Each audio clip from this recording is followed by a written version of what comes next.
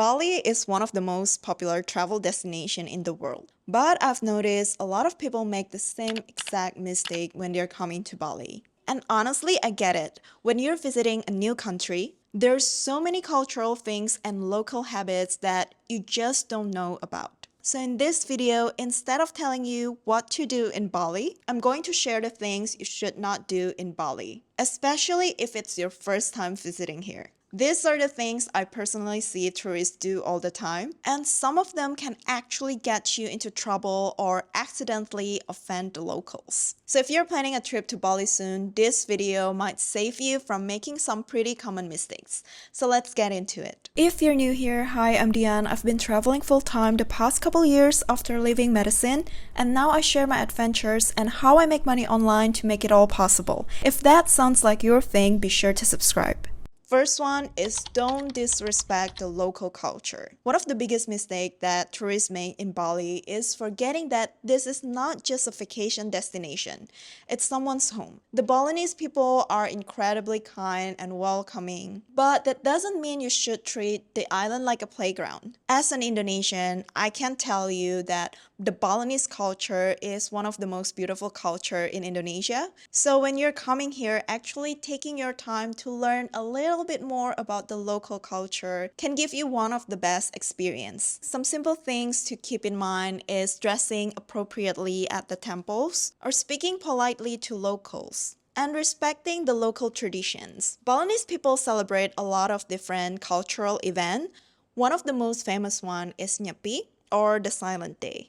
So during Nyepi, usually you're not allowed to go outside or make loud noise. So if you're visiting Bali during that time, then make sure that you take an accountability towards that regulations. Don't try to sneak out during Nyepi, don't make loud noise. And sometimes couple days before Nyepi, you'll see locals doing the ceremony, going around the street, heading to the beach. So you can either participate in those events because usually the locals are very welcoming for you to join, or just be more respectful during those cultural events.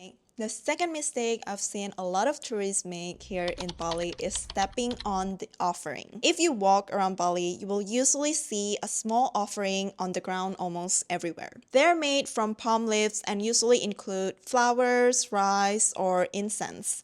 These are called janang sari, and they're the daily offering made by Balinese people. They can be placed on sidewalks, entrances, scooters, or even stairs. It's easy to accidentally step on it if you're not paying any attention, but try your best to not step on it because stepping on them can be considered as disrespectful. Next thing is don't underestimate the bike traffic. Renting scooters in Bali is very common, and honestly, it's the easiest way to get around. But if you have never ridden a scooter before, Bali is probably not the best place to learn. Traffic can be chaotic, especially in places like Canggu, Seminyak, or Ubud. And if you're uncomfortable on riding a bike, it's honestly better to just hire a driver or book your transportation on Gojek or Grab. A lot of people get on a bike accident here, and that could be detrimental towards your Bali trip. Next thing is don't just eat Western food. Bali has some of the amazing cafes and restaurants, especially in places like Canggu and Ubud. And I'm gonna say that the international food scene here is amazing. You can pretty much find any type of food that you're craving for, whether it's Italian, Japanese, Mexican, French cuisine, and so on. But Indonesian food is also incredible, and it's a big part of the culture. You might heard of some of the traditional local dishes like nasi goreng, mie goreng, or satay. But I would highly recommend to try nasi campur and babi guling if you're in Bali. And eating at local small warung will also support the local businesses. Next thing is don't exchange money at a random street money changers. This is one of the most common scams for tourists in Bali. Some unofficial money changers in Bali can advertise extremely high exchange rate to attract tourists, but they often use sleight of hand tricks or miscount the bills so you receive less than what you expected. The safest option is just to withdraw money at the ATMs. And always count your money before leaving the counter. A lot of places here also accept credit cards, so you don't have to solely rely on cash. Next thing is ignoring the trash problem. Bali is an incredibly beautiful island, but it does struggle with waste management. So don't leave trash on the beach, don't throw plastic bottles on the street, and try to reduce plastic when you can. One thing that I really appreciate of the community here in Bali is I've seen a lot of like beach cleaning event or community where people just go to the beach in the morning and start cleaning the beach.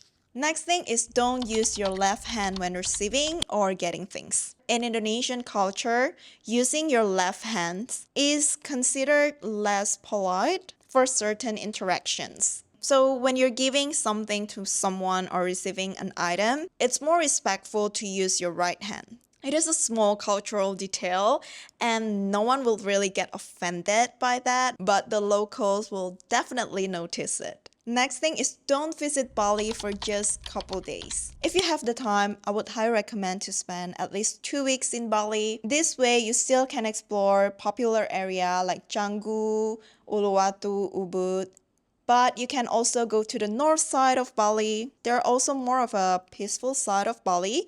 Places like Amet, Sidaman, or Munduk are amazing. And you can also explore the surrounding islands like Nusa Penida, Nusa Lembongan, Nusa Ceningan, or go to the Gili Islands. Last but not least is something that a lot of people overlook, and it's to get covered by travel health insurance. Whether it's a scooter accident, lost luggage, or medical emergencies, travel health insurance can save you from a lot of stress. Especially when you're traveling to an island destination like Bali, it is best to get yourself covered.